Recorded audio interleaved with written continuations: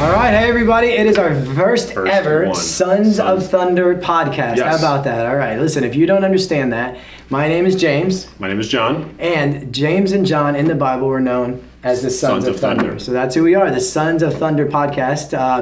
I am one of the co-pastors at Generations Church. John, you're the other co-pastor. And we've actually been co-pastoring together for 8 or 9 months now? Yeah, since August of last year. Yeah, pretty crazy. And so we're going through our first official Easter together. Yes. So we thought it'd be a good time to start our first official podcast do it. together, right? Because that's what all the cool kids That's are right. doing. So that's us, right? We have to make sure we do that. So our very first conversation we ever had about our church merger, which maybe on one of our podcasts we'll actually talk Yeah, that about would be that a good a lot. But that's the very first thing we talked about, how James and John were the Sons of Thunder in the Bible. So it's really cool. So this has actually been John's idea that we're going to walk through this during the Easter season. You want to kind of give it a little vision about kind of what the idea is? Yeah, for sure. As we think about the Easter week, we often talk about Palm Sunday, we think about Good Friday, and obviously Resurrection Sunday, but there's so much that Jesus did that week. And so we thought it would be good to walk you through each day. What was Jesus doing on Monday, on Tuesday, on Wednesday, all the way through? So kind of keep us in that mindset of anticipating the resurrection on Easter Sunday. That's right. Yeah, good. So I don't know when you're going to be watching it. So the idea is to watch it in order. So theoretically, our goal is that you'd be watching this right now on Monday. So if it's the Monday before Easter, then you did exactly what we thought you would do. But if it's after, it's okay too, because that'll work out. Now we are filming right now on Sunday, and you just got done preaching. I did. Right, and so you might be pretty exhausted right now, but you don't look it. Your hair is still immaculate. It's still perfectly in place. But one of the verses that you mentioned is actually a verse that we're actually going to talk about here today in our very first podcast. And I did notice today, I thought that you had, to be honest with you, I thought that you wrote it wrong on the screen because I have 1 Corinthians 15:14, and it says, "And if Christ had not been raised, then our preaching is in vain and your faith is in vain." But listen, in 1 Corinthians 15:17, it says a very similar thing, but it talks about our preaching being in vain, right? So I thought you wrote the wrong verse, but you didn't. It's actually twice in there in 1 Corinthians 15. It says basically that without the resurrection, That's let's go home, Yeah. right? There's no point. There's no point in us being pastors. There's no point in us having a church. There's really no point in anything without the resurrection, all right? So what I want to walk through in this podcast is why. Yeah. Why is that true, okay? So here's the way I was thinking about it. When we have Jesus in the Bible, he's made a lot of big, bold claims, right? Right. Like to be the Son of God, Yep. right? That's a big one. Well, how do you prove you're the Son of God? Well, you can't, right? There's not a lot of ways to prove that. So of all the things that he says, I can forgive sins. How do you prove that? Well, you can't, right? And there's no way for us to disprove it. But then he kept on saying, now here's something. Also, by the way, I'm going to die. And 3 days later, I'm going to rise again, right? Yep. We can prove that. Yep. Or disprove that. Yep. So to me, the reason that it is so important is because this is something that if we can disprove the resurrection, then we can say everything else that Jesus taught could also be a lie. Yep. But Yep. if we can prove the resurrection, then we can say, then you got to believe everything else. Because what a bold claim to make that you're going to die and raise from the dead. What do you think about that? No, I definitely agree. Like that's something that people often hold their faith to, knowing, okay, well, if this is true, then I know I can believe these other statements as well. That's right. Yeah, that's good. Yeah, that's a really good point. So what I wanted to walk through today then is kind of a couple of reasons why we can believe that the resurrection happened, right? So we've been going through a lot of apologetics lately, right? Yeah. We actually went to apologetics conference together. That's right. And your dad actually calls us Bible nerds. He does. He calls you a bigger Bible nerd than me, which I think is a compliment, right? I think so. I take it as one. When your dad says it, it's a compliment. Actually, Anthony got me a sticker for my computer. He went to the Bible Museum in DC, and it says Bible nerd. Nice. So, that's awesome. So that's it. So you have the sticker. That means you're officially the Bible nerd. Yep. All right. So I'm just the Bible nerd apprentice is what I'm right underneath of that, right? You're the Yoda of Bible nerds. That would make me the Obi-Wan? Obi-Wan. I think Obi-Wan. Yeah. I see I'm not that big of a nerd to know, but I'll figure that out. All right. So let me tell you a couple of reasons. So first of all, when you look historically speaking, there's nobody except for crazy people, right? There's nobody who has been educated and trained that would deny the fact that there was a man born named Jesus and he died on the cross. Right? So those are actual factual things that we can see. We have history agrees with those. History, yeah, absolutely right. Any more that we can say George Washington exists, we can say Jesus existed, right? So anybody within their right mind would say, yes, there was a man named Jesus, okay? Then we have, the Romans kept records of everything. So documentation that he was crucified, okay? So we have documentation that he was crucified. So if we have those two things, that's there. It's a valid fact. There was a man named Jesus, he did die on a cross. Okay, so those things can all be agreed upon. If you're a Christian, if you're an atheist, we can all agree in that fact that there was a man named Jesus and he died on a cross.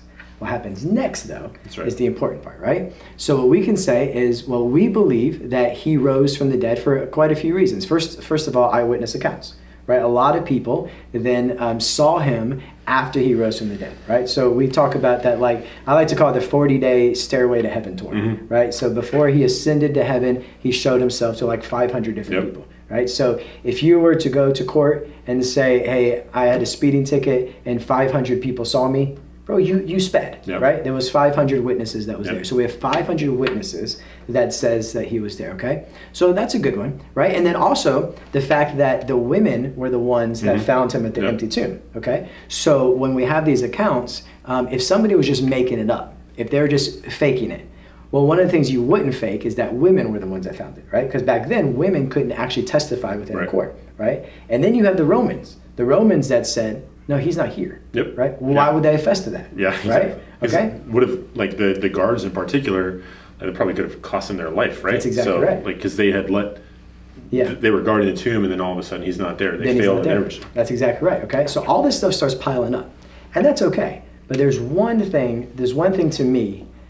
Like when I said, how do I really know that Jesus rose from the dead? The thing to me that always just it was the one for me that like just spoke to me at a different level was his disciples, right? Knowing that these disciples they weren't the smartest, right? They weren't the brightest. They were everyday average Joes, okay? So what some people have claimed, what some atheists that could be watching this right now on YouTube could claim is, well, what if these 12 disciples pulled off the biggest hoax in the history of the world? Okay, let's talk about that. Maybe that's possible. So in order for that to happen, you'd have to say that these 12 people were able to, for 2,000 years to keep a huge secret and then to lie about it. All right, well, if somebody's lying, so let's find a way to give some truth. Well, what if we tortured them? Right? Well, maybe they'll tell the truth then. Well, they were tortured. They were. All right, so to be tortured, well, what if they died? Well, they did die, right? And so what I would say that right now, all right, so there was, you remember the show 24? Yeah. Did you ever watch it? Yep. All right, I don't know if this isn't very Easter appropriate, so I apologize. But Jack Bauer would always try to get information from the terrorist, right? Well, he would always use these means of torture that was probably a little bit, right? We wouldn't approve them in the Geneva Convention, right? Well, one time he had a cigar cutter, and he was just cutting fingers off, right? Because he knew, well, there was a bomb that was supposed to go off in the mall, and this guy knew where the bomb was and which mall it was. So he had the fact. Well, he said, no, I don't know where the bomb's at. I don't know where the bomb's at. Okay, no problem. Jack Bauer, he didn't have time to waste, right? It's only 24. He only had a day, right? He didn't have time to waste. So he pulled off a cigar cutter, cut his finger off. Well, do you think now that all of a sudden, I know where it's at. I know where it's at, right? Because what you would do is you'd say, all right, well, I would be tortured for the truth, but I wouldn't be tortured for a lie. And I would die for the truth, but I wouldn't die for a lie. That's right. And every one of these disciples died for what they believed. That's right. Either all 12 of these people went to the grave dying for a lie, or Jesus is exactly who he says he is. He died on the cross and he rose again. And their deaths weren't like obviously natural death. They were gruesome, torturous, horrible deaths where, to your point, like if they were lying, they wouldn't have endured that. One of them was flayed. Like literally skin taken off. Taking your skin off of your body. I don't know. You can get up maybe half my arm before. If it was a lie, I'd be like, no, I was lying, right? Leave the rest of my arm. That's right. And yet they still went and did it. So I don't know. Anything else you want to add to that? No, I think about like the point around why do we believe in the resurrection, and for these disciples to be so passionate about it. Like I look at that and say, well, how can I live up to that? Like, am I willing to, give up the things in my life where like, I get frustrated if I don't have all the comforts that I really like, right? And here they are experiencing all that they did, or I read the New Testament and I read about Paul and all that he endured. And I just have, like, it's a way that God convicts me and humbles me about my own life and how I'm approaching my walk with him. You know, am I that passionate and committed, right, to carry that truth forward? Yeah, that's good. That's really good. Well, that's kind of the way we wanted to start, right? We wanted to start our podcast just talking about, all right, so the verse says, if the resurrection didn't happen, then our faith is worthless. Another verse, if our resurrection didn't happen, then our preaching is meaningless, right? So I think it's a very true statement, because what we can say now is that because we can prove the resurrection is true, then we can also look back at everything else that Jesus said and know that it's true. And one of the things he said was John chapter 3, verse 16, for God so loved the world, he sent his only begotten Son, that whoever believes in him shall not perish, but have everlasting life. That's truth. Take it to the bank, right?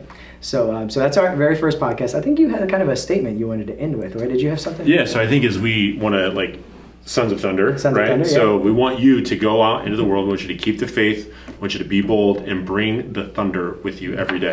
Bring the thunder. How about that? Our very first podcast ever. Congratulations. You did it. Yep. See you guys tomorrow. Bye.